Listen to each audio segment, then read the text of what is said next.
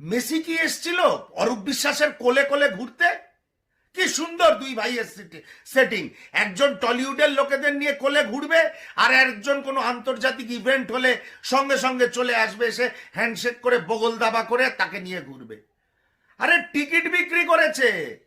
আপনারা যাদের পারমিশন দিয়েছেন, ওই শতদ্রু দত্ত এবং তার ওই গোষ্ঠী শতদ্রু দত্ত ইনিশিয়েটিভ, তাদের আপনারা পারমিশন দিয়েছেন।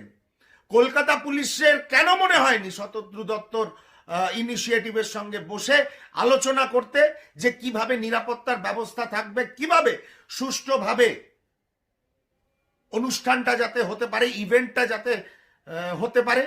সব জায়গায় গিয়ে তৃণমূল নেতাদের বগল দাবা করে স্টারদের কোলে নিয়ে ঘুরতে হবে, আর বাংলার মানুষ বঞ্চিত হবেন। কারণ তারা যে টাকাটা দিয়ে টিকিট কেটেছেন এবং যারা আয়োজক, সেই টাকাটা আয়োজক এবং তৃণমূল নেতাদের, তৃণমূলের মন্ত্রীদের মধ্যে ভাগাভাগি হবে। তো তাতে আপনারা মেসিকে দেখতে পেলেন কি না পেলেন কিচ্ছু যায় আসে না।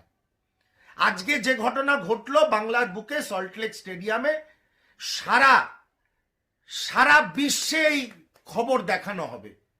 কালিমা লিপ্ত হলো ভারতবর্ষের ক্রীড়া জগতের রাজধানী কলকাতা। আজকে আবার এই মমতা বন্দ্যোপাধ্যায়ের প্রশাসনের, পুলিশ প্রশাসনের ব্যর্থতা এবং ক্রীড়া দপ্তরের ব্যর্থতা এবং আয়োজকদের ব্যর্থতা, এই সম্মিলিত ব্যর্থতায় আজকে কলকাতা শহর, যুব ভারতী ক্রীড়াঙ্গন, কলকাতার ক্রীড়া জগৎ আবার কালিমা লিপ্ত হবে। এর দায় কে নেবে?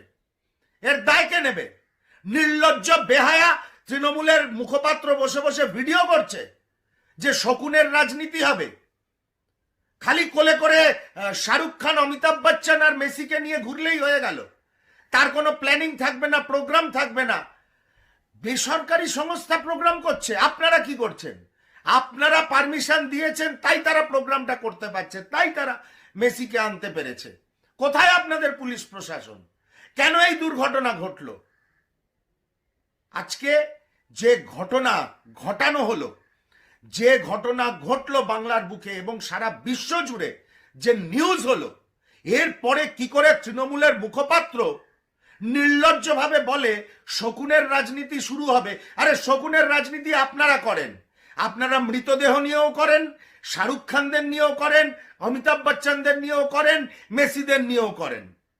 আবার রাইট হলে সেই সব জায়গার কেউ মারা গেলে সেই মৃতদেহ নিয়েও আপনারা শকুনের রাজনীতি করেন, বিরোধীরা করে না। আমি একজন সহ নাগরিক হিসাবে আজকে আমিও যদি আমার যদি সেই সামর্থ্য থাকতো, সেই টিকিট কেটে